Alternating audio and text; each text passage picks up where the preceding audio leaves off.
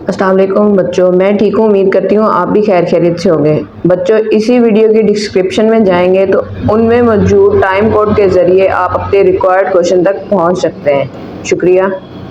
बच्चों, आज हम chapter 2 real and complex number start करने लगे हैं। इसकी एक्सरसाइज 2.1 स्टार्ट करने से पहले हम कुछ डेफिनेशंस को समझ लेते हैं, उसके बाद ये एक्सरसाइज स्टार्ट करेंगे ताकि हमारे लिए एक्सरसाइज सॉल्व करना ईजी हो जाए।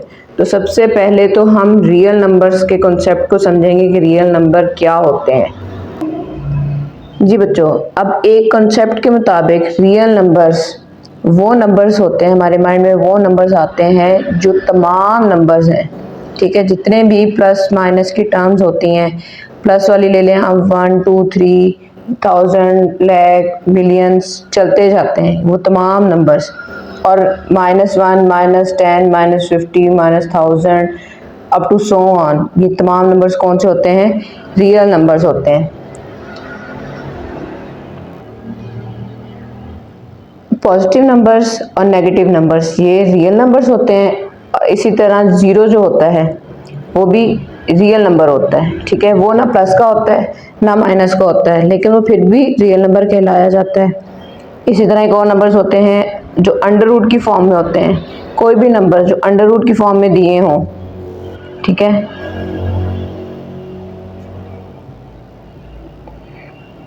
वो भी क्या होते हैं?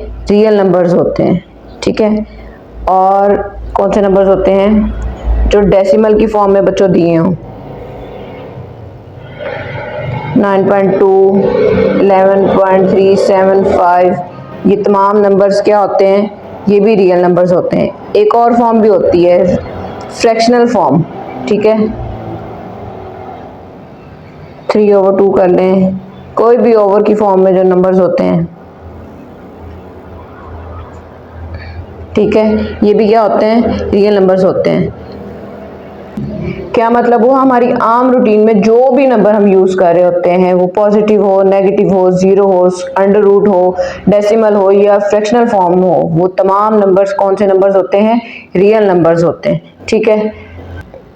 अच्छा बच्चों, अब पेज नंबर 34 आपकी बुक के ऊपर कुछ सेट्स दिए हुए हैं, उनके कंसेप्ट को भी समझ लेते हैं। बच्चों, ये सेट्स जो हैं ये आप लोगों ने छोटी क्लासेस में भी पढ़े हुए हैं। यहाँ पर सिर्फ मैं रिवीजन आपकी करवा देती हूँ, थोड़ा सा कंसेप्ट दे देती हूँ ताकि आपको क्वेश्चन सॉल्व करने समझने आसान रहे। जी, सबसे पहले है नेचुरल नंबर्स। ऐसे तमाम नंबर्स जो 1 से स्टार्ट होते हैं उन्हें हम क्या कहते हैं? नेचुरल नंबर्स कहते हैं, ठीक है। ये 1 2 3 4 5 अप टू सो ऑन, ये चलते जा रहे हैं, तो ये कौन से नंबर्स हैं? नेचुरल नंबर्स हैं। इसको रिप्रेजेंट करते हैं बच्चों हम कैपिटल N से, ठीक है। तो जो नंबर्स 1 से स्टार्ट हो, चलते जा रहे हैं, चलते ही जा रहे हैं, वो कौन से नंबर्स हैं? नेचुरल नंबर्स हैं। होल नंबर्स, ऐसा सेट जिसमें पॉजिटिव नंबर्स के साथ जीरो भी ऐड हो जाए, वो कौन से नंबर्स होते हैं? Whole numbers. होल से मुराद तमाम नंबर, सारे के सारे नंबर्स ही हैं, ठीक है। तो इसके अंदर जीरो से स्टार्ट होते हैं और 1 2 3 4 5 ये भी इसके अंदर तमाम नंबर चलते ही जा रहे होते हैं। बच्चों, इसको कैपिटल W से रिप्रेजेंट करते हैं, ठीक है। इस सेट को लिखते हैं हम W के साथ। क्या मतलब हुआ? होल नंबर के सेट के अंदर तमाम के तमाम जो नंबर्स होते हैं वो नेचुरल नंबर्स के भी होते हैं, ठीक है। नेचुरल नंबर्स देख लें, वो भी 1 से स्टार्ट हो रहे होते हैं और चलते जा रहे होते हैं। बस होल नंबर में ये होता है कि इसके अंदर जीरो आ जाता है और बाकी नंबर्स नेचुरल नंबर्स के ही होते हैं, ठीक है जी। तीसरा सेट हमारे पास है इंटीजर्स का। इसमें तमाम पॉजिटिव और नेगेटिव नंबर्स होते हैं, ठीक है। जीरो भी ऐड होता है, जीरो भी आएगा, नेचुरल नंबर्स भी आएंगे और नेगेटिव नंबर्स भी आएंगे, ठीक है। तमाम पॉजिटिव और नेगेटिव नंबर्स क्या होते हैं? हमारे इंटीजर्स होते हैं। किसी भी नंबर को हम इंटीजर्स बोल सकते हैं, मतलब ये तमाम नेचुरल नंबर्स भी इंटीजर्स में आते हैं, होल नंबर भी आते हैं, इसमें तमाम नेगेटिव और पॉजिटिव वैल्यूज आती हैं, ठीक है। तो वो हमारे क्या होते हैं? इंटीजर्स होते हैं।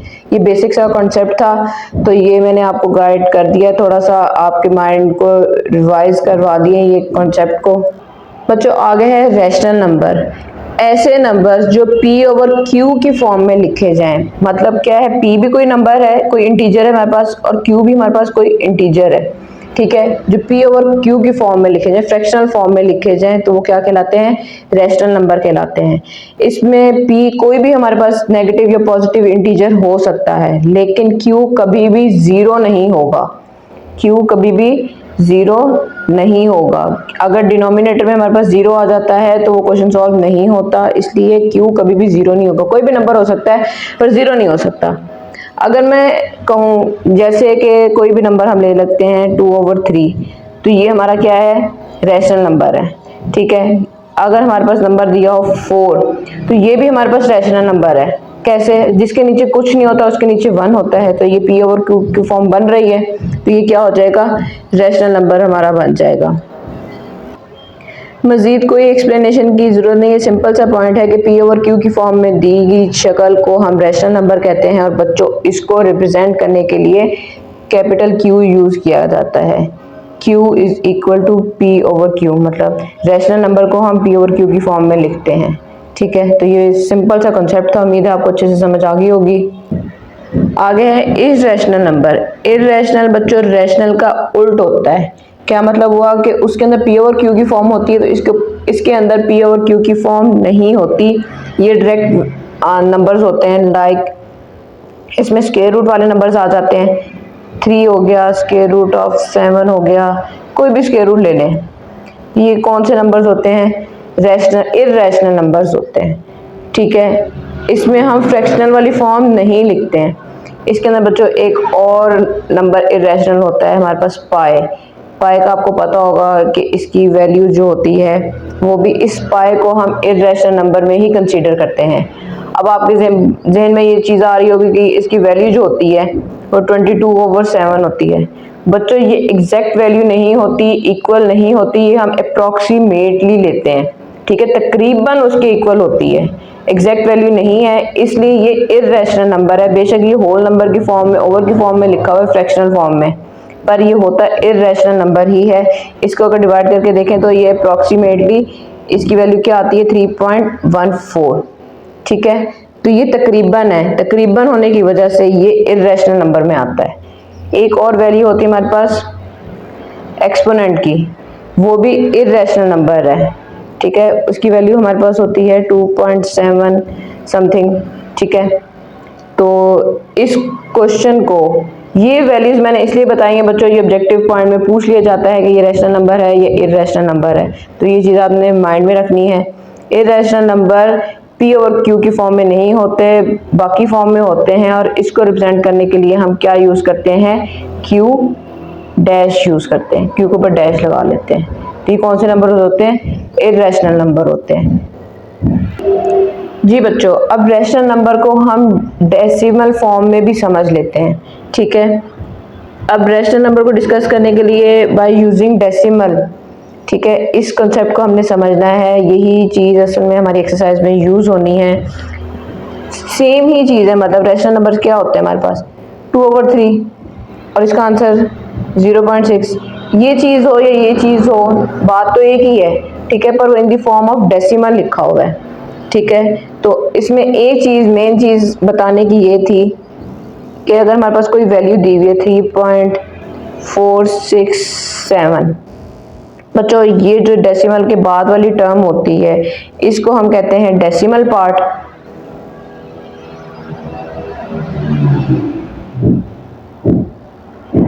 और जो इस तरफ वाली होती है जो डेसिमल से पहले होती है उसको क्या कहते हैं, whole number part.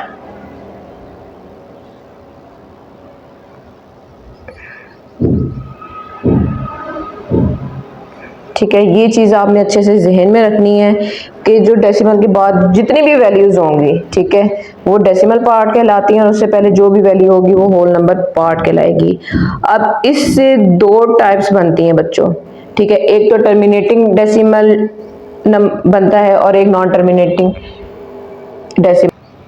Terminating decimal fraction, इसकी डेफिनेशन को समझाने से पहले, पढ़ने से पहले मैं आपको एक चीज़ क्लियर कर देना चाहती हूँ। जैसे ही टर्मिनेटिंग का वर्ड आपके सामने है, आपने ये चीज़ याद रख लेनी है, याद कर लेनी है कि इसका मतलब क्या है, लिमिटेड, फाइनाइट, ठीक है। टर्मिनेटिंग का मतलब क्या बनेगा, लिमिटेड से नंबर है और फाइनाइट नंबर है, ठीक है। इसका मतलब क्या है, महदूद नंबर है, ठीक है। जैसे हमारे पास 2.2/5 है तो इसका आंसर 0.4 है। 4 यहाँ पे एंड हो गया, मतलब डिवीजन खत्म हो गई, तो इसका मतलब ये क्या हुआ, लिमिटेड नंबर है।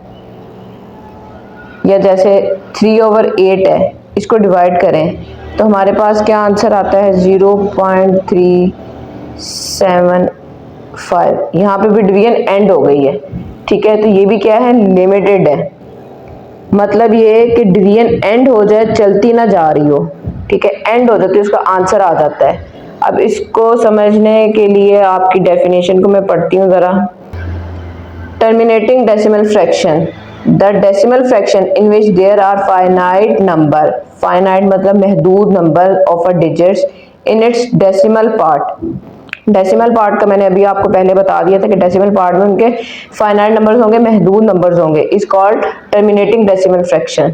एग्जाम्पल में 2/5 is equal to 0.4, 3/8 is equal to 0.375। उम्मीद है बहुत अच्छे से आपको ये डेफिनेशन समझ आ गई होगी। जिसके अंदर महदूद नंबर्स हो, ठीक है, डेसिमल पार्ट में, वो क्या होता है, टर्मिनेटिंग डेसिमल फ्रैक्शन होता है।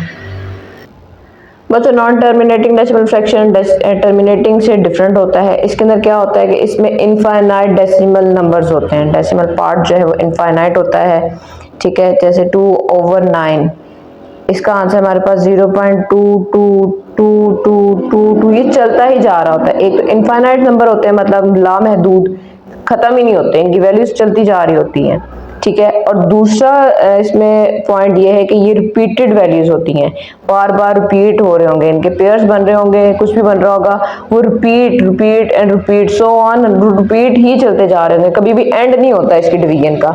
ऐसे तमाम रैशनल नंबर्स जिनको डिवाइड करने से वो डिवाइड तो हो रहे हों पर बार बार बार बार सेम आंसर आता जाए, तो वो क्या होते हैं, नॉन टर्मिनेटिंग डेसिमल फ्रैक्शन कहलाते हैं, ठीक है। सिंपल सी चीज़ है, टर्मिनेटिंग में हमारे पास लिमिटेड वैल्यूज होती हैं, नॉन टर्मिनेटिंग में अनलिमिटेड वैल्यूज होती हैं। इसी चीज़ के कॉन्सेप्ट को अपने माइंड में अच्छे से क्लियर रखना है जी। और दूसरी चीज़, इसका दूसरा नाम एक और होता है recurring and non terminating decimal fraction. ये चीज़ आपने याद रखनी है, ठीक है।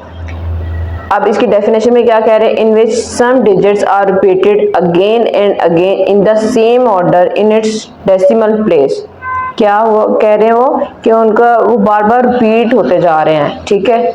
इस कॉल्ड रिकरिंग और नॉन टर्मिनेटिंग डेसिमल फ्रैक्शन। ये एग्जांपल दी हुई है, उम्मीद है आपको अच्छे से बच्चों मेरे बात समझ में आ गई होगी, ठीक है जी। बच्चों अब इर्रेशनल नंबर्स को भी हम डेसिमल फॉर्म में देख लेते हैं कि वो क्या होता है। तो इर्रेशनल नंबर्स में कौन से नंबर्स होते हैं, ये वाले नंबर्स होते हैं √2 पाई ई, ठीक है, एक्सपोनेंट कहते हैं इसको। तो ये वो नंबर्स होते हैं जिनकी डिवीजन चलती जा रही होती है, डेसिमल पार्ट जो होता है वो कंटिन्यूस होता है, चलता ही जा रहा होता है। पर इसके अंदर क्या होता है कि ये ना ही टर्मिनेटिंग होते हैं, मतलब कि इनकी डिवीजन खत्म हो जाए, और ना ही ये ऐसा होते हैं कि इनकी वैल्यूज रिपीट हो रही हों, इनका पेयर नहीं बन रहा होता। ये चलते भी जा रहे हैं, इनफाइनाइट है, और इनका पेयर्स भी नहीं बन रहा, कोई रिपीट नहीं हो रही। देख लें √2 की वैल्यू आप फाइंड कर लें, पाई की वैल्यू फाइंड कर लें, एक्सपोनेंट की वैल्यू फाइंड कर दें, ये ऐसे ही है, ना ही ये टर्मिनेटिंग है और ना ही ये रिपीट हो रही है इनके अंदर वैल्यूज को, ठीक है। तो ये मैंने पॉइंट यहाँ पे लिखा है, नीदर टर्मिनेटिंग नॉर रिपीटिंग। तो उम्मीद है ये चीज़ आपको अच्छे से क्लियर होगी। चले आए अब एक्सरसाइज स्टार्ट करते हैं। एक्सरसाइज 2.1 क्वेश्चन नंबर 1 है,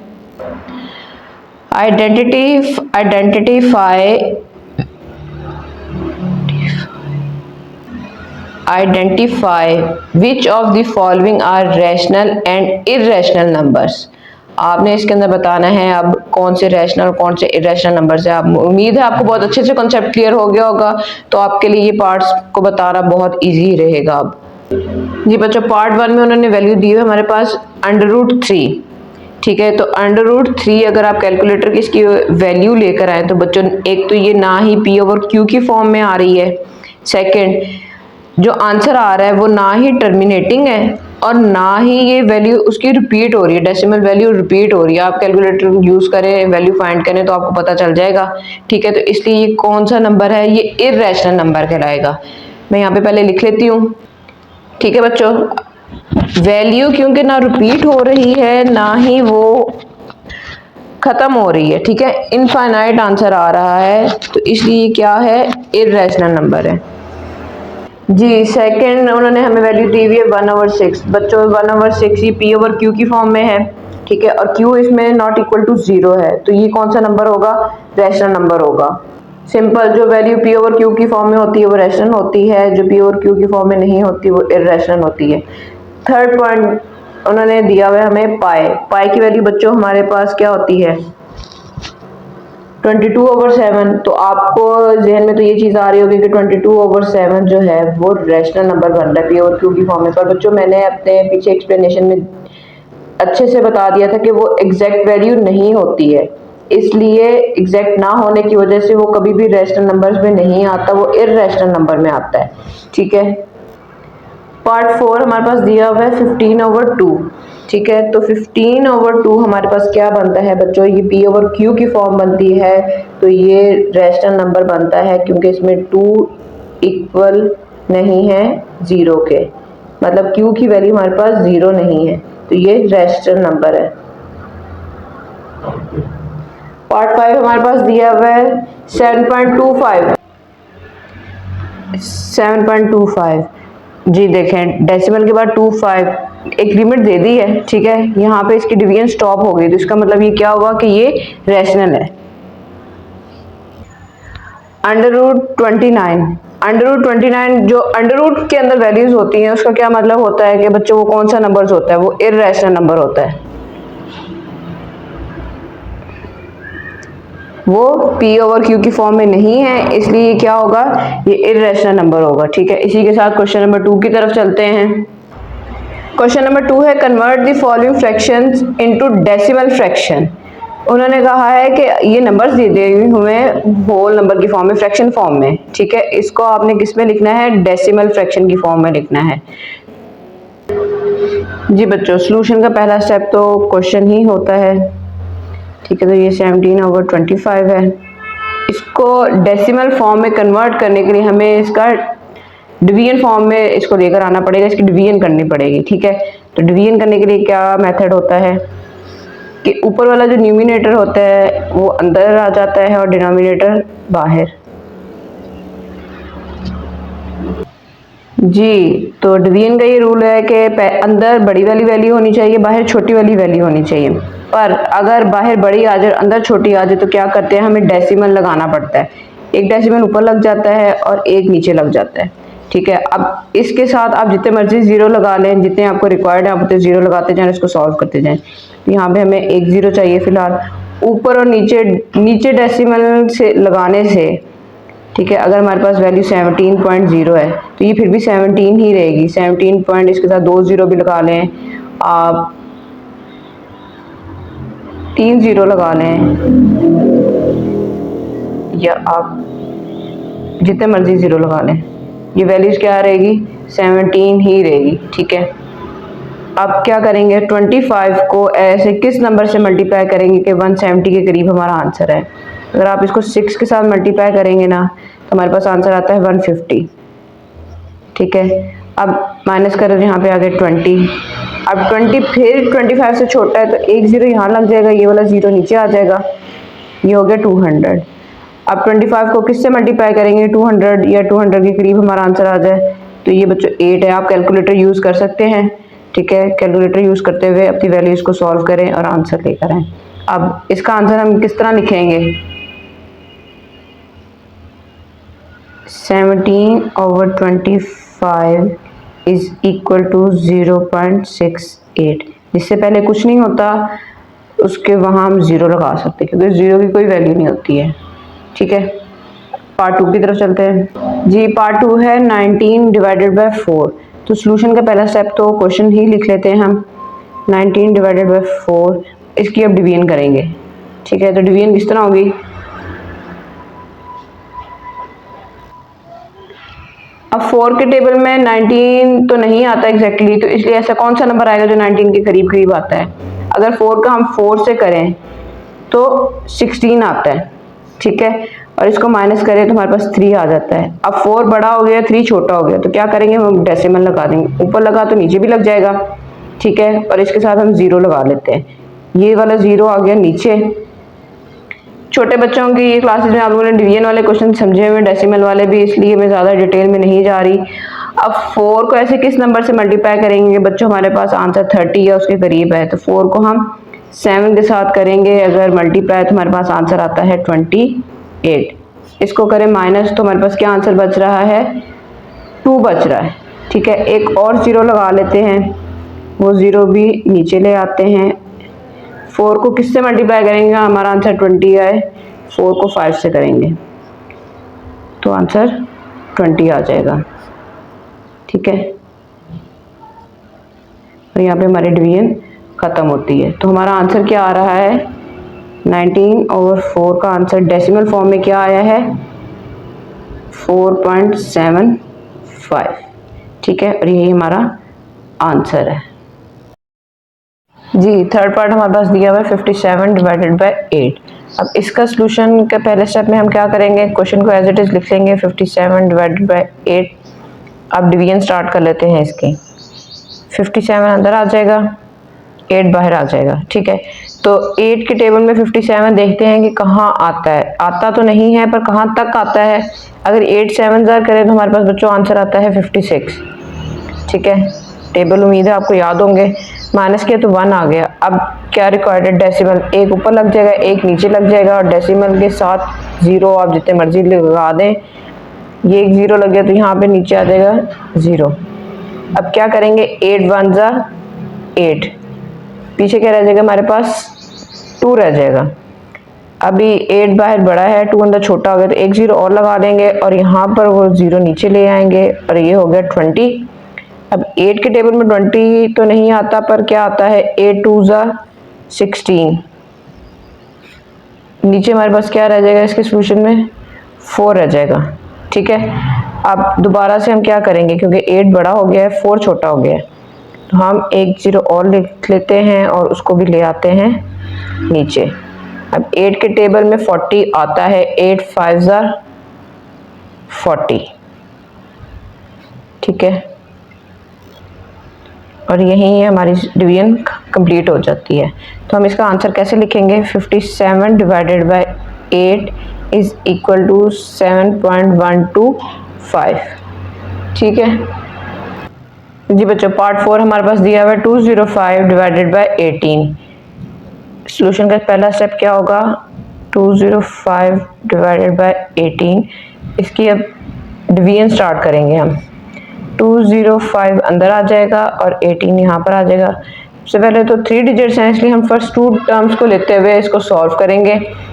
बेसिक मैथ्स का रूल है बच्चों, ये आपको पता होगा। 18 1 ज़ार 18, नीचे आंसर आ जाएगा 2, यहाँ से ये 5 नीचे आ गया।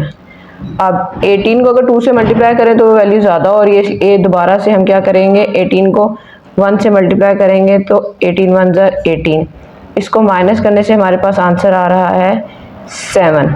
अब 7 छोटा हो गया, 18 बड़ा है, क्या करेंगे डेसिमल लगा देंगे ऊपर भी और नीचे भी, और यहाँ पे लग गया एक 0, एक लगा लें 2 लगा लें, जैसे जैसे रिक्वायर्ड है वैसे वैसे लगाते जाएं, तो ये 0 आ जाएगा नीचे। अब 18 को किससे मल्टीप्लाई करेंगे, हमारा आंसर 70 या 70 के करीब आए, तो कैलकुलेटर यूज़ करते हुए आप 18 को अगर हम 3 के साथ मल्टीप्लाई करें बच्चों तो हमारे पास आंसर आता है 54। माइनस करें तो यहाँ पे 6 आ जाएगा, ठीक है। अब 6 छोटा हो गया है और 18 बड़ा है, तो क्या करेंगे, एक और 0 नीचे ले आएंगे, ठीक है। अब 18 को किससे मल्टीप्लाई करेंगे कि हमारे पास आंसर जो है यहाँ पे 160 आ रहा है, ठीक है। मतलब इन दोनों को माइनस करने से हमारे पास ये देखें, यहाँ से 6 में से 4 गया तो जी 10 में से 4 गया तो 6 आ गया, और 6 में से 5 गए तो हमारे पास 1 आ गया। अब 16 छोटा था और 18 बड़ा था, इसलिए एक 0 को हम नीचे ले आए हैं। अब 160 है, अब 160 लाने के लिए हम 18 को किससे मल्टीप्लाई करेंगे कि बच्चों इसके करीब आंसर आए, तो हम 18 को अगर 8 के साथ मल्टीप्लाई करें तो हमारे पास आंसर आता है 144। माइनस किया तो ये क्या बच गया हमारे पास, यहाँ से 5, 10 में से 4 गए 6, 5 में से 4 गए 1, अगेन 16 बच गया है। एक ज़ीरो और लिख लेते हैं, उसको नीचे ले आए। 160 को फिर किससे करेंगे हम, 8 के साथ, तो हमारे पास क्या आंसर आएगा 144। अगेन माइनस करेंगे तो हमारे पास क्या आंसर बच रहा है 16। एक और ज़ीरो लगा लें और ये क्वेश्चन बच्चों चलता ही जा रहा है, ये ख़त्म नहीं हो रहा। एक ज़ीरो लें, अब कब तक करेंगे हम, 4 टाइम्स ऊपर कर लेते हैं, ठीक है। फिर से 144 आ गया, माइनस करेंगे तो ये 16 बच जाएगा। एक ज़ीरो और ले आते हैं नीचे, एरो लगा लें ना लगा लें, ये तो बेसिक छोटे बच्चों का है कि आप ये ज़ीरो को नीचे लेकर आ रहे हैं। 8 से किया तो 160, और ये क्वेश्चन अभी एंड नहीं हुआ, यहाँ पर ये कंटिन्यूअस है, ठीक है। फिर से नीचे हमारे पास 144 आ रहा है, यहाँ पर 144, और ये फिर से 16 रह जाएगा, और ये आंसर हमारा चलता ही जा रहा है, ठीक है। तो इसके आंसर को अब हम किस तरह लिखेंगे, 205/18 is equal to 11.3888 and so on, ठीक है। सिंपल, ये 4 स्टेप में आप कर ले, 1 2 3 एंड 4, 8 टाइम्स आप 4 टाइम्स आप 8 को डिवाइड कर दे, उसके बाद बार बार, क्योंकि वही चीज़ रिपीट होती जा रही है तो हमें वो दोबारा मजीद करने की ज़रूरत नहीं है। इसका मतलब ये है कि कंटिन्यूस है, चलती ही जा रही है। जी 5 है हमारे पास 5/8, तो सोल्यूशन का पहला स्टेप क्या होगा, नंबर लिख लेते हैं, अब उसको डिवीजन फॉर्म में लिख लेते हैं। 5 अंदर आ जाएगा, 8 बाहर चला जाएगा।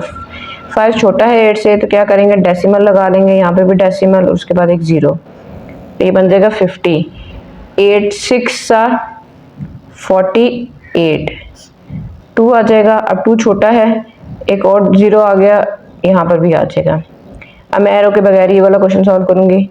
8 को किससे मल्टीप्लाई करेंगे कि 20 के करीब आंसर आए, 8 2 16, ठीक है। 16 गया तो 4 रह जाएगा, एक ज़ीरो अब और ले आते हैं नीचे। 8 के टेबल में 40 आता है, जी बिल्कुल आता है, 8 5 40, और ये हमारा क्वेश्चन यहीं पे कंप्लीट होता है। 5/8 इज इक्वल टू 0.625, जिससे पहले कुछ नहीं है, उससे पहले ज़ीरो है। जी क्वेश्चन नंबर पार्ट 6 है इसका, 25/38। तो क्या करेंगे अब हम, सॉल्यूशन 25/38 लिख लेंगे, ठीक है। अब इसकी डिवीजन स्टार्ट कर लेते हैं। 25 अंदर आ जाएगा और 38 बाहर आ जाएगा। इसमें आप कैलकुलेटर यूज़ कर लें बच्चों, क्योंकि 38 का टेबल याद नहीं होगा। तो क्या करेंगे अब हम, ये 25 छोटा है तो डेसिमल लगा लेंगे, ऊपर लग गया तो नीचे भी लग गया, उसके साथ आ गया ज़ीरो। अब 25 250 बन गया हमारे पास। तो 38 को अब किस नंबर से मल्टीप्लाई करेंगे कि 250 के करीब हमारे पास आंसर आए। तो कैलकुलेटर यूज़ करें, तो अगर हम इसको 6 के साथ मल्टीप्लाई करेंगे तो 228 आ जाता है बच्चों हमारे पास, ठीक है। माइनस करें, 4 10 में से 2 गए, 8 गए तो 2, और यहाँ पर आ गया 2, ठीक है। अब एक और, अब ये छोटा हो गया और ये बड़ा है, तो क्या करेंगे, एक ज़ीरो और लगा लेंगे, वो नीचे आ जाएगा, एक ज़ीरो ऊपर एक ज़ीरो नीचे। अब 220 बन गया ये। तो अब हम ऐसे कौन से नंबर से मल्टीप्लाई करेंगे इसके करीब आंसर आए, तो 5 के साथ अगर हम बच्चों करें, 5 के साथ करके देखें आप, तो 190 आता है। माइनस करेंगे तो हमारे पास 30 आंसर आएगा, ठीक है। 30 छोटा हो गया, इसलिए एक और ज़ीरो ले ऊपर भी और नीचे भी लगा लेते हैं। तो अब 300 है। अब 300 लाने के लिए हम इसको करेंगे 7 के साथ मल्टीप्लाई। 7 के साथ मल्टीप्लाई करने से हमारे पास हो गया 266, ठीक है। इसको माइनस करें तो क्या बन रहा है हमारे पास, यहाँ से बच रहा है 4 और यहाँ से बच रहा है 3, एक ज़ीरो और लगा लेते हैं, 340 बन गया। अब इसको करेंगे हम 8 के साथ मल्टीप्लाई, तो यहाँ से आंसर आ रहा है हमारे पास 30 4। इसको मज़ीद सॉल्व करें तो ये आंसर हमारे पास आ रहा है, ये 3 हो गया, 6 और 3, एक 0 यहाँ पर भी आ गया और यहाँ पर भी आ गया। ठीक है, अब 360 लाने के लिए हम इसको किससे मल्टीप्लाई कर रहे हैं बच्चों? इसको हम कर रहे हैं 9 के साथ मल्टीप्लाई, तो ये हमारे पास आ जाएगा 342। अब पीछे इसको सॉल्व करें तो क्या आंसर आ रहा है?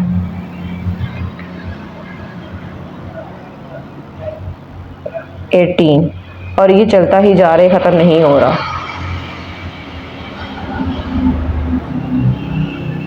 इसका आंसर हम कैसे लिखेंगे? 0.65789 अप टू सो ऑन। ठीक है, क्वेश्चन नंबर 3 में बच्चों को कह रहे हैं which of the following statement are true and which are false. कुछ स्टेटमेंट्स उन्होंने हमें दे दी हैं, उन्होंने कहा है कि आप बताएं कौन सी स्टेटमेंट ट्रू है, कौन सी स्टेटमेंट फॉल्स है। जी, पहली स्टेटमेंट है 2/3 इज एन इर्रेशनल नंबर। ये उन्होंने कहा है कि ये इर्रेशनल नंबर है और लिखा इसको P/Q की फॉर्म में लिखा है, तो इसका मतलब क्या होगा कि ये फॉल्स है। इर्रेशनल नंबर में P/Q की फॉर्म नहीं होती। ठीक है, तो ये फॉल्स स्टेटमेंट है। अगर ये सिंपल नंबर लिखा होता कोई भी तो वो इर्रेशनल होता, अब ये P/Q की फॉर्म में है इसलिए ये फॉल्स स्टेटमेंट है। सेकंड स्टेटमेंट है pi is an irrational number. अब ये P/Q की फॉर्म तो नहीं है, ठीक है, और आपके जहन में यार अगर पाई की वैल्यू 22/7 होती है तो बच्चों मैंने जैसे कि पहले भी बताया था कि वो अप्रॉक्सीमेटली वैल्यू होती है, एग्जैक्ट वैल्यू नहीं होती है, तो इसलिए जो पाई होता है वो इर्रेशनल नंबर ही कहलाता है। तो ये स्टेटमेंट ट्रू स्टेटमेंट है। ठीक है, थर्ड स्टेटमेंट में क्या कह रहे हैं 1/9 इज अ टर्मिनेटिंग फ्रैक्शन। ठीक है, तो इसको सॉल्व करें अगर आप तो इसका आंसर आ रहा है 0.11111। एक तो लिमिट होनी चाहिए, ठीक है, और दूसरा उस डिवीजन एंड हो जानी चाहिए, तो वही टर्मिनेटिंग होती है। तो इसकी तो ये तो लामहदूद है, ये तो चली जा रहा है, तो इसका मतलब क्या हुआ कि ये फॉल्स स्टेटमेंट है। टर्मिनेटिंग में लिमिटेड डेसिमल होते हैं, डेसिमल प्लेस जो था वो बताया था मैंने आपको। फिर भी अगर आपने क्लियर करना तो आप पीछे से मेरी वीडियो जाकर दोबारा से समझ लें, तो आपको ये स्टेटमेंट समझ आ जाएगी। जी, 4 स्टेटमेंट हमारे पास दिए। 3/4 इज अ टर्मिनेटिंग फ्रैक्शन। ठीक है, तो ये 3/4 इसको अगर सॉल्व करें बच्चों तो हमारे पास इसका आंसर आता है 0.75। डेसिमल प्लेस हमारी खत्म, वैल्यू सॉल्व नहीं हो रही है, इसका मतलब क्या है, इसके लिमिट है, लिमिटेड है, तो ये ट्रू स्टेटमेंट है। टर्मिनेटिंग में लिमिटेड होती है और रिपीट नहीं हो रही होती। ठीक है जी बच्चों, 5 वाले स्टेटमेंट में कह रहे हैं 4/5 is a recurring fraction. Recurring fraction कौन सा होता है? जिसमें अनलिमिटेड वैल्यूज आ रही हो और रिपीट हो रही हो। ठीक है, तो इसको अगर हम 5 और 4 को डिवाइड करें तो इससे हमारा जो आंसर आता है ना वो समथिंग 0.8 आता है। तो ठीक है, ये तो ख़त्म हो गई है, मतलब तकरीबन इसी के आप कैलकुलेटर से सॉल्व करते तो यही आंसर आ रहा है। तो इसका क्या मतलब हुआ कि ये फॉल्स स्टेटमेंट है। उम्मीद है आपको ये क्वेश्चन बहुत अच्छे से समझ आ गया होगा। आप कैलकुलेटर यूज़ करते हुए इन वैल्यूज़ की वैल्यूज़ को फाइंड करें जो डेसिमल में आ रही हैं और फिर फैसला करें कि क्या ये स्टेटमेंट ट्रू हो रही है या फॉल्स हो रही है। जी बच्चों, क्वेश्चन नंबर 4 स्टार्ट करने से पहले हम नंबर लाइंस के मुतालिक थोड़ा सा डिस्कस कर लेते हैं, उसे समझ लेते हैं कि नंबर लाइन क्यों होती है, इसका क्या फ़ायदा होता है। ठीक है, तो ये एक स्ट्रेट लाइन है। नंबर लाइन कैसे होती है, मतलब एक स्ट्रेट लाइन है, ले आप उसके दोनों एरो कॉर्नर्स पे एरोस लगा लेते हैं। एरोस का क्यों लगाते हैं, इसका क्या मतलब होता है, ये फॉर एवर है, मतलब ये आगे बढ़ती जा रही है, ये रुक नहीं रही है, एरो कंटिन्यूस है, इस तरफ से भी और इस तरफ से भी। इस तरफ हम पॉजिटिव वैल्यूज को लिखते हैं और इस तरफ तमाम नेगेटिव वैल्यूज को लिखते हैं और इसके बिंड में आ जाता है 0। ये क्या कहलाती है, नंबर लाइन कहलाती है। ठीक है, ये सिंपल सी चीज़ है, जितनी भी पॉजिटिव वैल्यूज हैं वो इस तरफ आएंगी। ठीक है, और ये चलती जा रही है नंबर लाइन, क्योंकि नंबर पॉजिटिव टर्म्स तो कभी ख़त्म होती नहीं है, इसी तरह नंबर लाइन की पॉजिटिव साइड भी कभी ख़त्म नहीं होगी। और इस तरफ होते हैं नेगेटिव नंबर्स, तो वो भी कभी ख़त्म नहीं होते हैं, इनफाइनाइट नंबर्स हैं तो वो भी कंटिन्यूस रहते हैं नंबर लाइन की तरह। ठीक है, अब नंबर लाइन क्यों बनाई जाती है, इसका फ़ायदा ये होता है कि बच्चों इसमें ये बताना आसान होता है कि कौन सा नंबर बड़ा है और कौन सा नंबर छोटा है। मतलब अगर हम प्लस वाली साइड पर आएँ तो इस तरफ अगर हमारे पास 1 2 3 4 अप टू सो ऑन, तो इसका मतलब क्या है कि 1 छोटा है, फिर 2 बड़ा हो गया, 3 बड़ा हो गया उससे, फिर 4 उससे बड़ा हो गया, ये चीज़ बताई जाती है। ठीक है, ये तमाम नंबर्स नेगेटिव वाले नंबर से क्या हैं, बड़े हैं। ठीक है, इसी तरह अगर हम माइनस साइड पर आ जाए तो -1 -2 -3 -4, नेगेटिव में ये होता है जो नंबर जितना रीजन से करीब होगा, -1 है वो सबसे ज़्यादा करीब है तो वो सबसे बड़ा है। ठीक है, वो सबसे ग्रेटर है, उसके बाद उससे छोटा हो जाएगा ये, फिर ये उससे छोटा, ये उससे छोटा, और ये ऐसा ऐसा वैल्यूज उससे छोटी ही होती जाएंगी। ठीक है, आपने ये नहीं कहना कि यहाँ पे 2 है 3 है 4 है तो इसलिए ये वैल्यूज बड़ी होंगी, नहीं। नेगेटिव साइन में जैसे जैसे हम रीजन से दूर जाते जाते हैं, जीरो से दूर जाते जाते हैं, तो वो नंबर्स वैसे वैसे छोटी होती जाती हैं। सिंपल सा ये बेसिक सा कॉन्सेप्ट था। ठीक है, नंबर लाइन का। चले आए क्वेश्चन की तरफ, अब चलते हैं क्वेश्चन नंबर 4 को स्टार्ट करते हैं। क्वेश्चन नंबर 4 है represent the following numbers on the number line. ठीक है, आपने रिप्रेजेंट करना है, मेंशन करना है, बताना है ये नंबर्स नंबर लाइन के ऊपर कहाँ पर आते हैं। ठीक है, सिंपल सी चीज़ है। तो चले आए स्टार्ट करते हैं। जी बच्चों, पार्ट 1 है हमारे पास 2/3 को उन्होंने कहा है कि नंबर लाइन के ऊपर रिप्रेजेंट करें। तो नंबर लाइन हम सबसे पहले ड्रॉ कर लेते हैं। ये मैंने एक लाइन स्ट्रेट लाइन कोशिश की है कि आप बिल्कुल स्ट्रेट लाइन ड्रॉ करें। ठीक है, ये मैंने स्ट्रेट लाइन ड्रॉ की है और ये दोनों तरफ से क्या हो रही है, इनके दोनों कॉर्नर्स कंटिन्यूस हैं। ठीक है, फॉर एवर हैं, ये चल रहे हैं, आपने एरो ही शो करना है। इसके मिड में आप ले लें 0, सेम डिस्टेंस के साथ आप लोगों ने मेजरमेंट करनी है। यहाँ पे 1 लिख लें, यहाँ पे 2 लिख लें, यहाँ पे 3 लिख लें, इस तरफ -1 -2 एंड -3। इक्वल डिस्टेंस होना चाहिए बच्चों तमाम वैल्यूज़ के अंदर। एक चीज़ तो मेन चीज़ ये है कि ये ना हो गया आपका इसका और इसका डिस्टेंस कम हो, इसका ज़्यादा हो। स्केल यूज़ करते हुए प्रॉपर एक डिस्टेंस आप ले लें कि हमने इतनी मेजरमेंट लेनी है और उसी डिस्टेंस के साथ सारी वैल्यूज़ को लिखना है। अब 2/3 की वैल्यू दी हुई है। ठीक है, तो इसका मतलब कि हमें ये मुझे पता चल रहा है कि ये ना 0 से 1 के दरमियान में ही इसकी वैल्यूज़ आनी है। ठीक है, आप डिवाइड करके देख लें बेशक, तो ये 0 पॉइंट समथिंग का आता है, तो ये 0 और 1 के दरमियान में इसका आंसर आ रहा है। अब सिंपली मैं इस तरह बताती हूँ आपको बच्चों, इसके नीचे क्या है कि 3 लिखा हुआ है, तो आपने 0 से 1 के दरमियान की जो डिस्टेंस है उसको 3 पार्ट्स में डिवाइड करना है। 3 पार्ट्स उसके बनाने हैं इक्वल डिस्टेंस के साथ। 3 पार्ट्स बनाने के लिए क्या करना पड़ेगा, हमें 2 जगह से उसको स्प्लिट करना होगा, कट करना होगा। एक अगर यहाँ से करूँ और दूसरा मैं यहाँ से करूँ, ये देखो एक पार्ट ये बन रहा है, दूसरा ये बन रहा है और तीसरा ये बन रहा है, तो 3 पार्ट्स हमारे बन रहे हैं। ठीक है, 3 पार्ट्स लेने हैं, जो डिनोमिनेटर में वैल्यू है उसको आपने 3 जितने भी वैल्यूज उतने पार्ट्स में कट कर लेना है।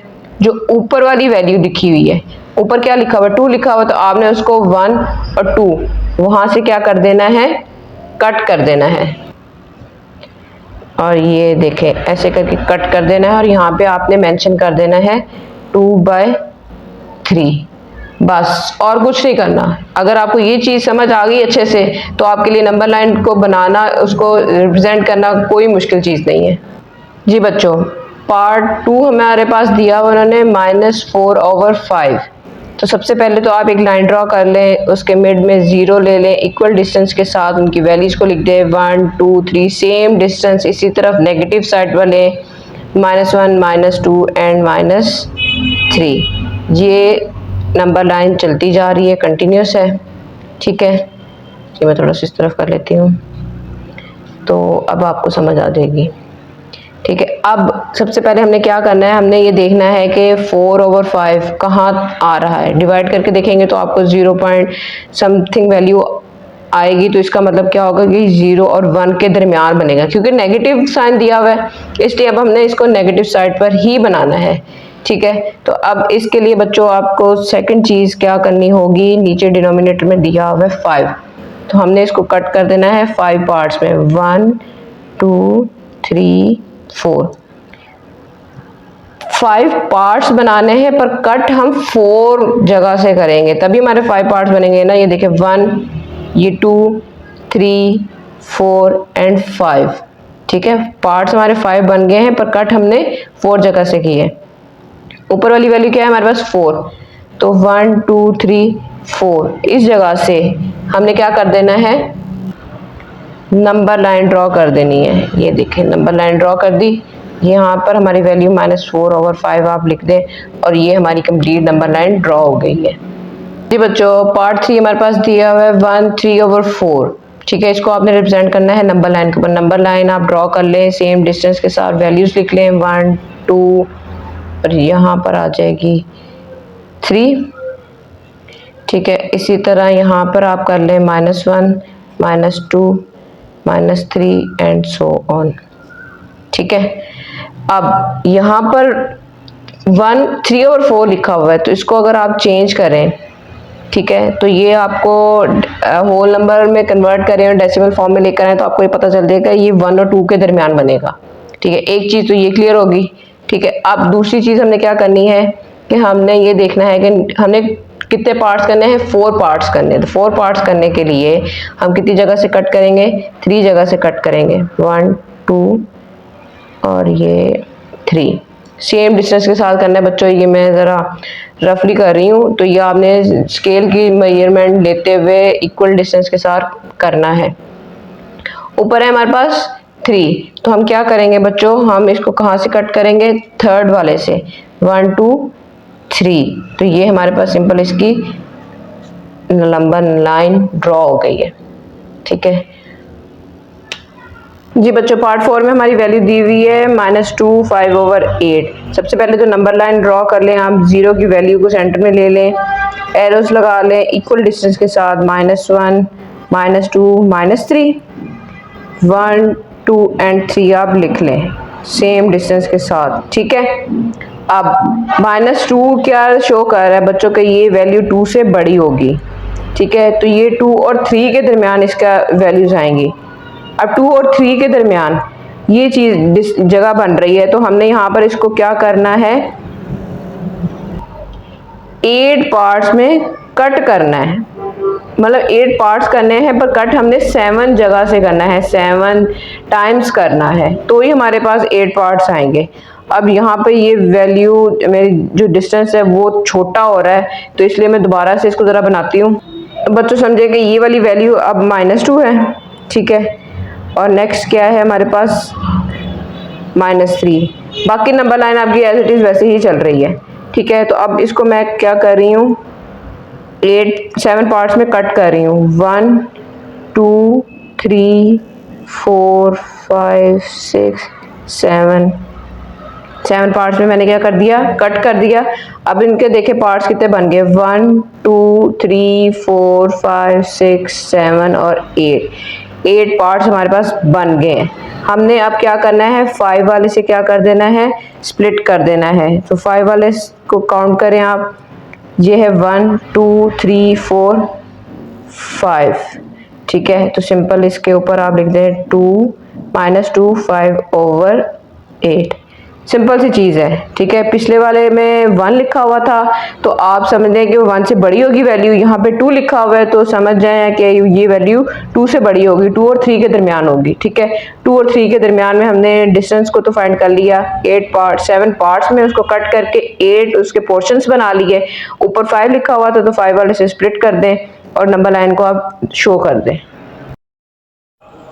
जी बच्चों, पार्ट 5 हमारे पास दिया हुआ 2 3/4। इसको हमने नंबर लाइन के ऊपर रिप्रेजेंट करना है, तो ये मैंने नंबर लाइन ड्रॉ कर ली है। आप सही मेजरमेंट के साथ इसको ड्रॉ करें। यहाँ पर आप लिख लें 0 1 2 3 अप टू सो ऑन, -1 -2 -3। ठीक है, ये लाइन चलती जा रही दोनों तरफ। अब हमारे पास 2 लिखा हुआ है सबसे पहले, तो इसका मतलब क्या होगा कि ये 2 से बड़ी वैल्यू होगी, 2 और 3 के दरमियान कोई वैल्यू आ रही होगी। ठीक है, अब नीचे वाली वैल्यू आप देखें कि 4 है, हमने 2 और 3 के दरमियान 4 टाइम पार्टीशन करनी है, तो क्या मतलब होगा, हमने 3 कट्स लगाने हैं, 3 जगह से हमने इसको डिवाइड कर देना है, तो हमारे पास 4 पार्ट्स आ जाएंगे। देखिए 1 2 3 4, ठीक है। ऊपर क्या है, 3 दिया हुआ है, तो हमने इसको किस जगह से स्प्लिट करना है, 3 से स्प्लिट कर देना है, कट कर देना है वहां से, तो हमारे पास नंबर लाइन आ जाएगी। ये 3 था, तो यहाँ पे हम वैल्यू लिख देंगे 2 3/4, और यही हमारी नंबर लाइन है, ठीक है।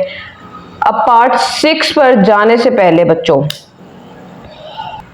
सारे कॉन्सेप्ट्स मैं क्लियर कर दूंगी, आपने परेशान नहीं होना कि √5 का हम नंबर लाइन कैसे ड्रॉ करेंगे, ठीक है। तो चले आए पार्ट 6 स्टार्ट करते हैं। बच्चों पार्ट 6 हमारे पास दिया हुआ है √5, ठीक है। तो इसे भी हमने नंबर लाइन के ऊपर रिप्रेजेंट करना है। बच्चों ये एक इर्रेशनल नंबर है, ठीक है, और इसे रिप्रेजेंट करने के लिए नंबर लाइन के ऊपर इसे ज्योमेट्रिकली रिप्रेजेंट करना होता है। तो परेशान ना होइएगा कि ये कैसे हो रहा है, क्या हो रहा है, गौर से समझिएगा, अच्छे से समझ लेंगे तो कोई भी वैल्यू हो, √3 हो, √7 हो, कोई भी वैल्यू हो, तो आप इजीली उसे नंबर लाइन के ऊपर शो रिप्रेजेंट कर पाएंगे, ठीक है। अब इसको रिप्रेजेंट करने के लिए आपको एक थ्योरम समझना होगा। वो थ्योरम क्या होता है बच्चों, वो थ्योरम होता है पाइथागोरस थ्योरम, ठीक है।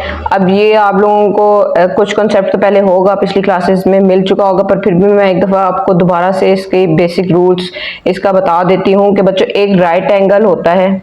राइट एंगल कौन सा होता है, जो 90 डिग्री का एक साइड से होता है, ठीक है। राइट एंगल ट्रायंगल हमने बना लिया है, तो उसमें क्या होता है, उसकी पाइथागोरस थ्योरम के अकॉर्डिंग उसमें 2 साइड्स दी होती हैं और हमने थर्ड साइड की वैल्यू फाइंड करनी होती है।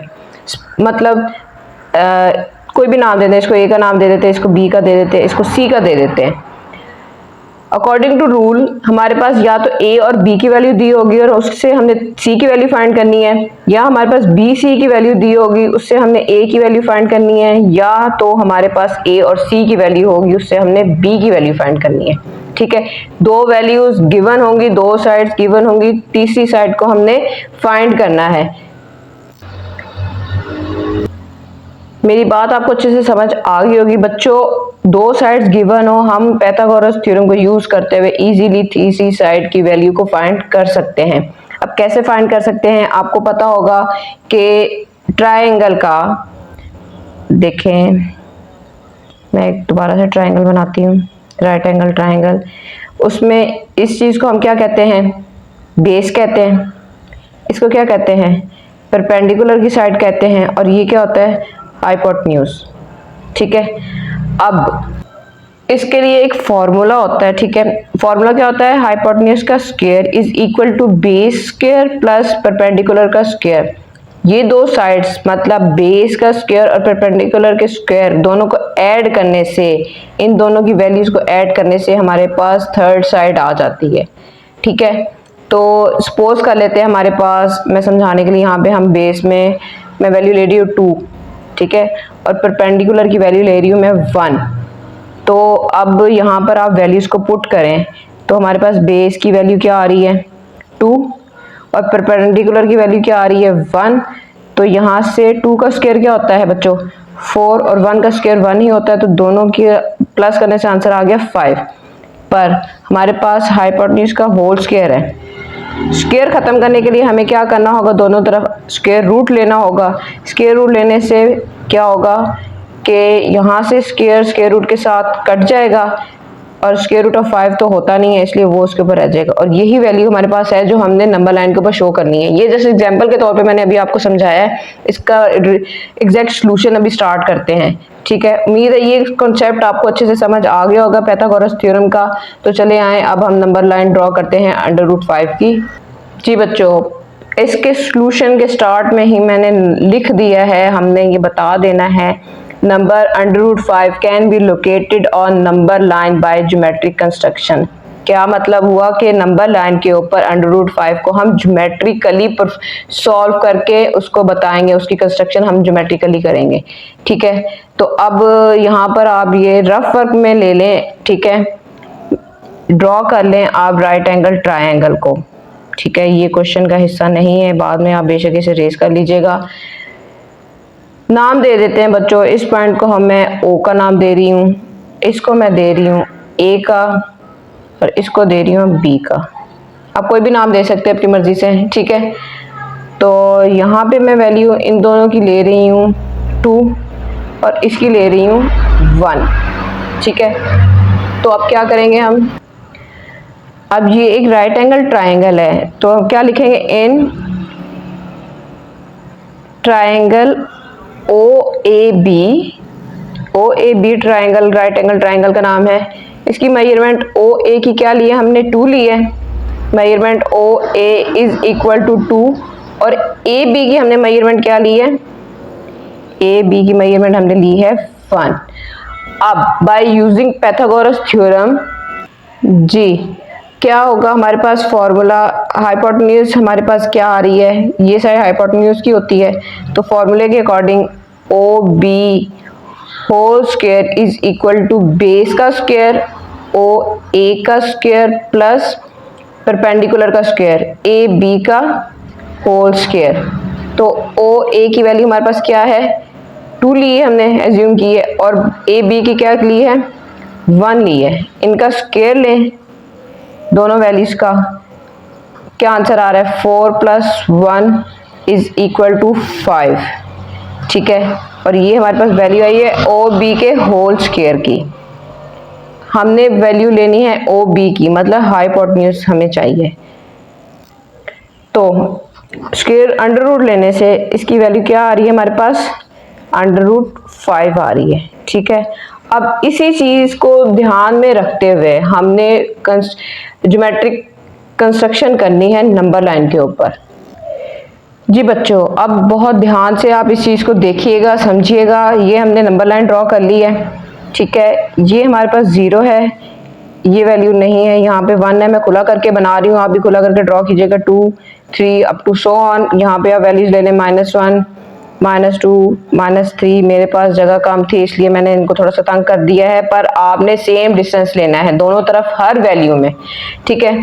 तो अब हमने क्या किया था, जो हमारे पास बेस थी, बेस की वैल्यू बच्चों हमारे पास क्या थी, ट्राइंगल में बेस की वैल्यू हमारे पास 2 थी और परपेंडिकुलर की वैल्यू 1 है। इस चीज को जरा ध्यान में रखिएगा, जहन में रखिएगा। अब मैं ड्रॉ करने लगी हूँ सेम ट्राइंगल नंबर लाइन के ऊपर। बेस की वैल्यू 2 है तो क्या मतलब हुआ, यहाँ से लेके यहाँ तक हमने क्या करना है, बेस की वैल्यू को ले लेना है। आप इसको शो कर दें, ठीक है। यहाँ से लेके यहाँ तक हमारे पास क्या है, ये हमारे पास बेस आ गया 2 तक, और हमारे पास परपेंडिकुलर की वैल्यू क्या थी, 1 थी।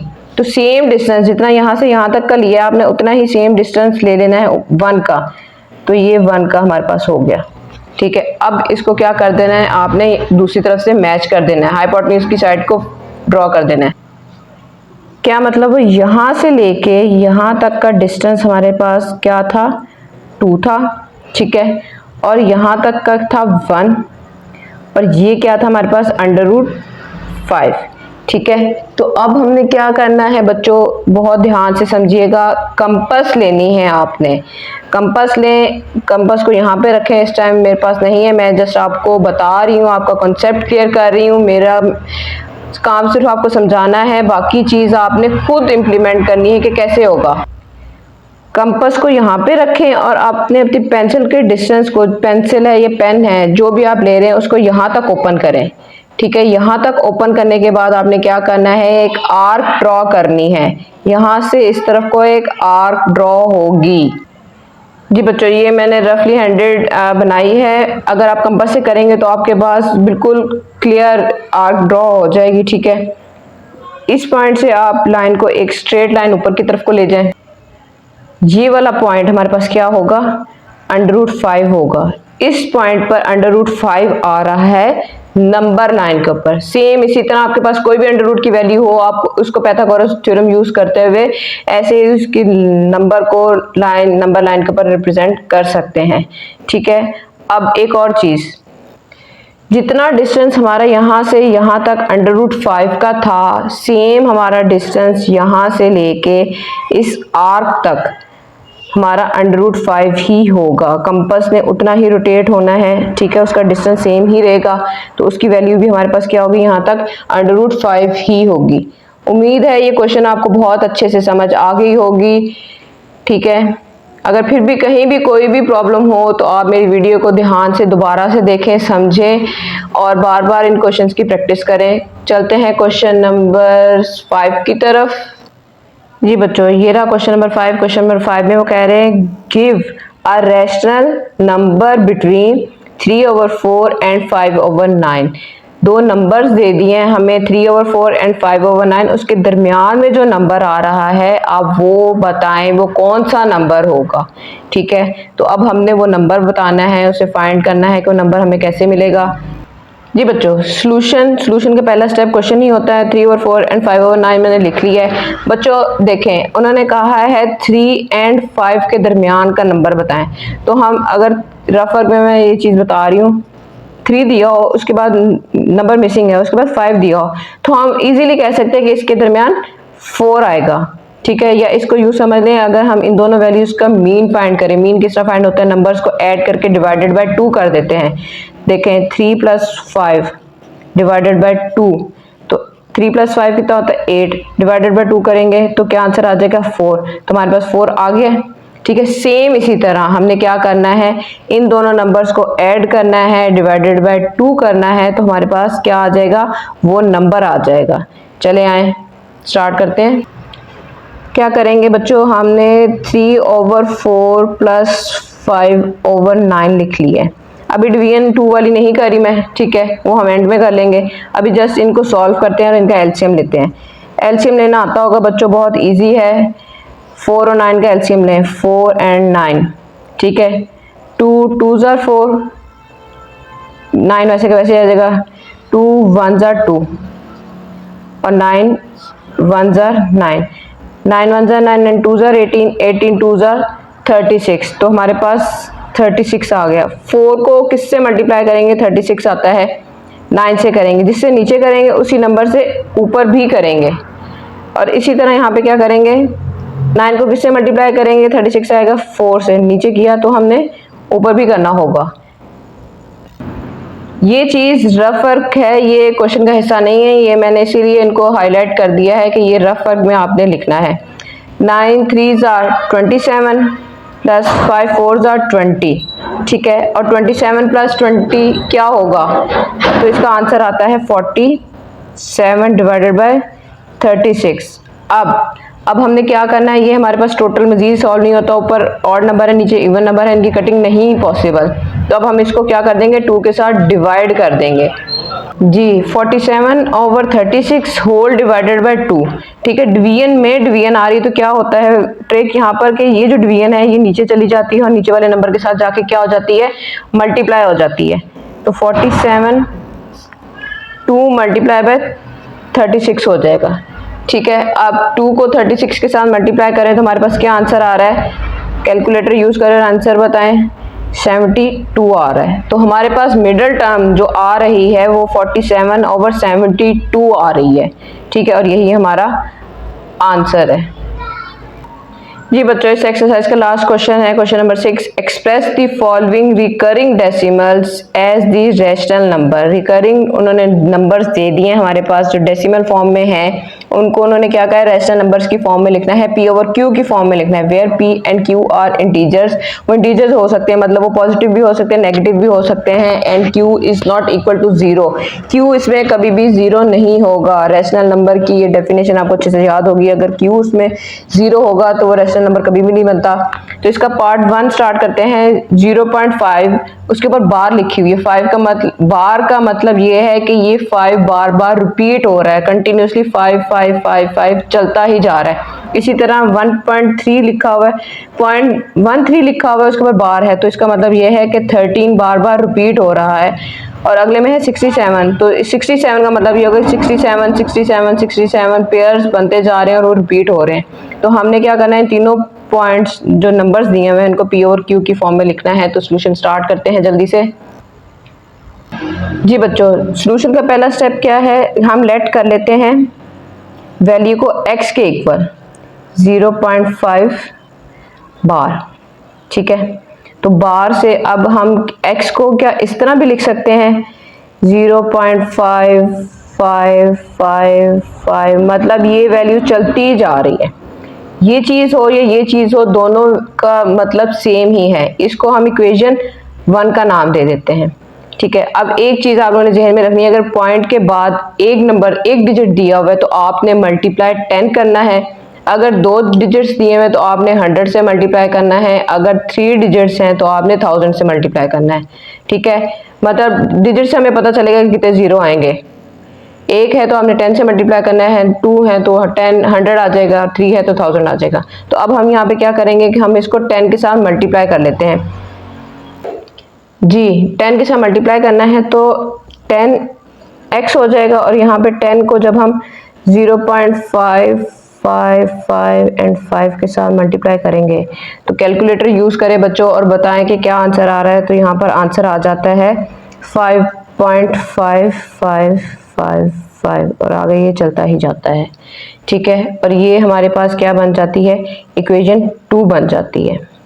अब क्या करेंगे हम, subtracting equation 1 from equation 2। Equation 2 में से हमने सब्ट्रैक्ट करना है इक्वेशन 1 को। ठीक है, तो अब बारी बारी इक्वेशंस लिख लेते हैं। सबसे पहले तो इक्वेशन 2 क्या दी हुई है हमारे पास, 10x is equal to 5.5555 up to so on. और इक्वेशन 1 क्या है हमारे पास, x 0.5555 सो ऑन। ठीक है, ये इक्वेशन 2 है, ये इक्वेशन 1 है। हमने क्या करना है, इनको माइनस करना है। ये भी प्लस थी, ये भी माइनस होगी। 10 माइनस 1 जिसके साथ कुछ नहीं होता उसके साथ 1 होता है, तो 10 माइनस 1 किया तो हमारे पास क्या आंसर आ जाएगा, 9x। और 50 इसमें से आप कैलकुलेटर यूज करें तो सॉल्व करें, हमारे पास क्या आंसर आ रहा है, हमारे पास 5 आंसर आ रहा है।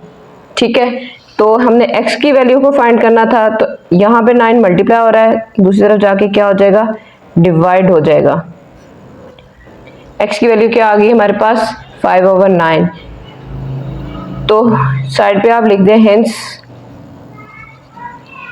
0.5 बार इज इक्वल टू 5/9, और यही हमारा आंसर है। उम्मीद है आपको ये क्वेश्चन बहुत अच्छे से समझ आ गई होगी। इसी के पार्ट 2 की तरफ चलते हैं। जी बच्चों, सेकंड वैल्यू हमारे पास दी हुई 0.13 का बार। ठीक है, तो सॉल्यूशन में हम क्या करेंगे, let x is equal to 0.13 bar. ठीक है, तो क्या हो जाएगा, यहाँ से x की वैल्यू हमारे पास क्या आ जाएगी, 0.131313 एंड सो ऑन। ये हमारे पास इक्वेशन 1 होगी। अब बच्चों यहाँ पे देखें, यहाँ पे 2 डेसिमल्स हैं, तो इसलिए हम किसके साथ मल्टीप्लाई करेंगे, 100 के साथ। जब 100 के साथ इक्वेशन 1 को मल्टीप्लाई करेंगे तो यहाँ पे क्या आ जाएगा, 100x, और यहाँ पे 100 के साथ मल्टीप्लाई किया 0.131313 एंड सो ऑन, तो हमारे पास क्या आंसर आ जाएगा, 13.131313। और ये हमारी कौन सी बन जाएगी, इक्वेशन 2 बन जाएगी। कैलकुलेटर यूज करें आप, मल्टीप्लाई करें, आपको आंसर मिल जाएगा। ठीक है, अब क्या करेंगे हम, सब्ट्रैक्टिंग इक्वेशन 1 फ्रॉम इक्वेशन 2। जी बच्चों, क्या करना है, हमने इक्वेशन 2 में से इक्वेशन 1 को माइनस कर देना है। तो सबसे पहले इक्वेशन 2 की वैल्यूज को लिखते हैं, 100x इज इक्वल टू 13.131313 चलती जा रही है। इक्वेशन 1 है हमारे पास x 0.131313, ये भी चलती जा रही है। ये पॉजिटिव टर्म्स हैं, इनको करना है माइनस, तो 100 में से 1 गया तो क्या आंसर आता है, 99x। और 13 में से, इसमें से इन दोनों को माइनस करें तो हमारे पास क्या आंसर आता है, जस्ट 13 आता है। ठीक है, डेसिमल के बाद वाली तमाम टर्म्स आपस में क्या होती हैं, कट जाती हैं। हमने x की वैल्यू फाइंड करनी है, तो क्या करेंगे, 13 डिवाइडेड बाय 99, इनकी फर्दर कटिंग नहीं होती। ठीक है, तो क्या होगा, हेंस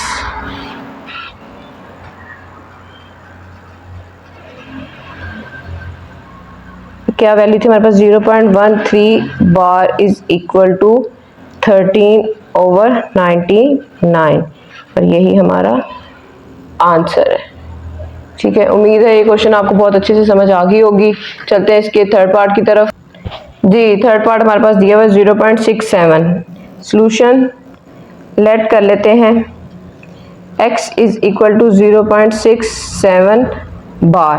x की वैल्यू को हम इस तरह भी लिख सकते हैं 0.676767 एंड सो ऑन। ये हमारी इक्वेशन 1 बन गई है। ठीक है, अब क्या करेंगे, 2 डेसिमल है तो हमने किससे मल्टीप्लाई करेंगे, मल्टीप्लाई 100 ऑन बोथ। अब जब 100 के साथ मल्टीप्लाई करेंगे तो ये हो जाएगा 100x, और इस तरफ जब 100 के साथ मल्टीप्लाई करेंगे 0.676767 एंड सो ऑन, तो आंसर हमारे पास क्या आ जाएगा 67.676767 एंड सो ऑन। 100x की वैल्यू किसकी आ गई है, इक्वेशन 2 बन जाएगी हमारी। ठीक है, अब क्या करेंगे, सब्ट्रैक्टिंग इक्वेशन 1 फ्रॉम इक्वेशन 2।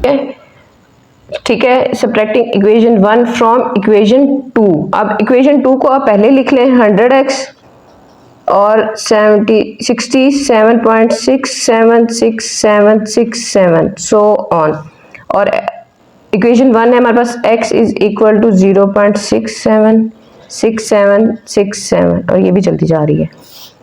ये दोनों प्लस की थी तो ये इनको माइनस करना है। माइनस करने से यहाँ पर क्या आंसर आ रहा है, 100 में से 1 गया तो 99x इज इक्वल टू, यहाँ पे जस्ट डेसिमल की तमाम वैल्यूज कट जाएंगी, 67 रह जाएगा। x की वैल्यू हमारे पास आ गई है 67/99। ये मल्टीप्लाई हो रहा था, दूसरी तरफ जाके डिवाइड हो गया, हेंस हमारे पास 0.67 बार की वैल्यू क्या आई है 67/99। ठीक है, पर यही हमारा आंसर है। बच्चों यहीं पर इसी क्वेश्चन के साथ हमारी एक्सरसाइज कंप्लीट होती है। कहीं कोई भी मुझसे मिस्टेक हो गई हो जाने अनजाने में तो आप उसे इग्नोर कीजिएगा, दरगुजर कीजिएगा। मेरा काम सिर्फ आपको मेथड समझाना है, आपको कंसेप्ट क्लियर करना है। बाकी आप प्रैक्टिस करते रहें, दुआ में याद रखें, अपना बहुत ख्याल रखें। मिलते हैं अगली एक्सरसाइज अगली वीडियो में। अल्लाह हाफिज़।